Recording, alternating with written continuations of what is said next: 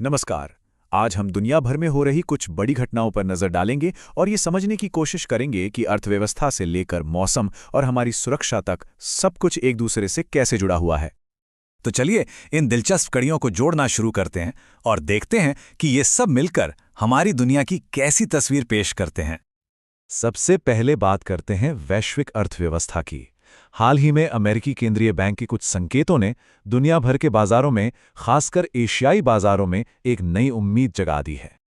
तो हुआ ये कि अमेरिकी फेडरल रिजर्व ने संकेत दिए कि वो शायद जल्द ही ब्याज दरें नहीं बढ़ाएंगे, जिसे नरम टिप्पणी कहते हैं। ऊपर से अमेरिका में नौकरियों के आंकड़े भी थोड़े कमजोर आए।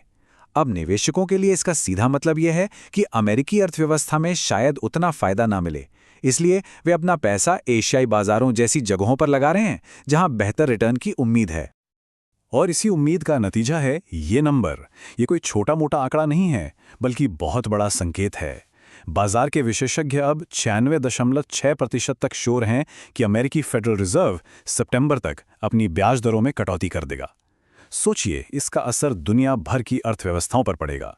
कर्ज से लेकर निवेश तक सब कुछ प्रभावित हो सकता है। अच्छा, तो अर्थव्यवस्था की इस हलचल से अब चलते हैं सीधे मौसम के मिजाज की तरफ, क्योंकि विश्व मौसम विज्ञान संगठन यानी WMO ने एक ऐसी चेतावनी जारी की है जिसका असर हम सब पर पड़ सकता है, और शायद अर्थव्यवस्था पर भी। ये नाम हम सबने कई बार सुना होगा, ला नीना। पर आखिर ये है क्या, और क्यों दुनिया भर के मौसम वैज्ञानिक इसे लेकर इतने परेशान रहते हैं? देखिए, आसान शब्दों में कहें तो ये प्रशांत महासागर के पानी के ठंडा होने से जुड़ा एक मौसमी पैटर्न है, लेकिन इसका असर पूरी दुनिया पर पड़ता है। भारत और ऑस्ट्रेलिया जैसे देशों में ये भयंकर बारिश और बाढ़ ला सकता है, तो वहीं अमेरिका के कुछ हिस्सों में ये भयानक सूखा पैदा कर सकता है। और चिंता की बात यह है कि ये ग्लोबल वार्मिंग के प्रभावों को और भी गंभीर बना सकता है। और ये चार्ट WMO की चेतावनी को बिल्कुल साफ साफ दिखाता है।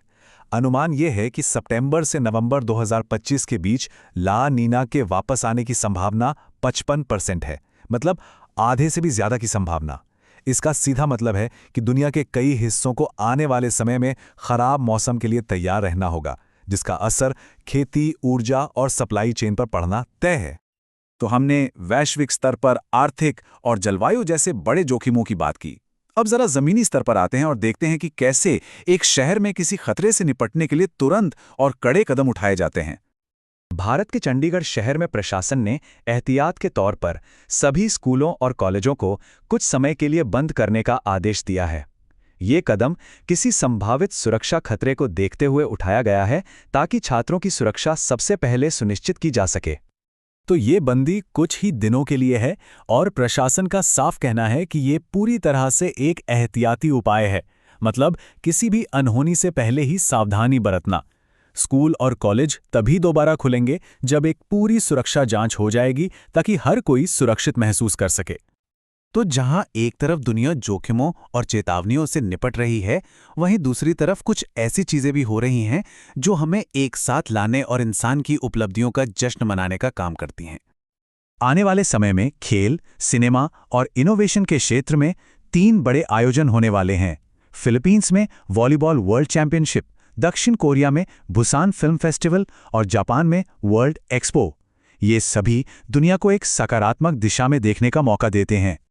खेल की दुनिया में ये फिलीपींस और पूरे दक्षिण पूर्व एशिया के लिए एक बहुत बड़ा ऐतिहासिक पल है। वॉलीबॉल का इतना बड़ा टूर्नामेंट पहली बार इस क्षेत्र में हो रहा है, जो वहां इस खेल को एक नई ऊर्जा देगा। वहीं सिनेमा की दुनिया में एशिया का सबसे प्रतिष्ठित बुसान फिल्म फेस्टिवल अपनी 30वीं सालगिरह मना रहा है। इस मौके पर 241 फिल्में दिखाई जाएंगी और कुछ नई प्रतियोगिताएं भी शुरू की गई हैं, जो इसे पहले से भी ज्यादा खास बना रही हैं।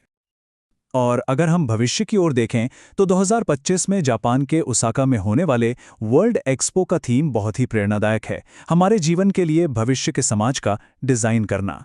यह सिर्फ एक नारा नहीं, बल्कि एक मिशन की तरह है। इस बड़े विचार को 3 छोटे हिस्सों में बांटा गया है: जीवन बचाना, जीवन को सशक्त बनाना और जीवन को जोड़ना।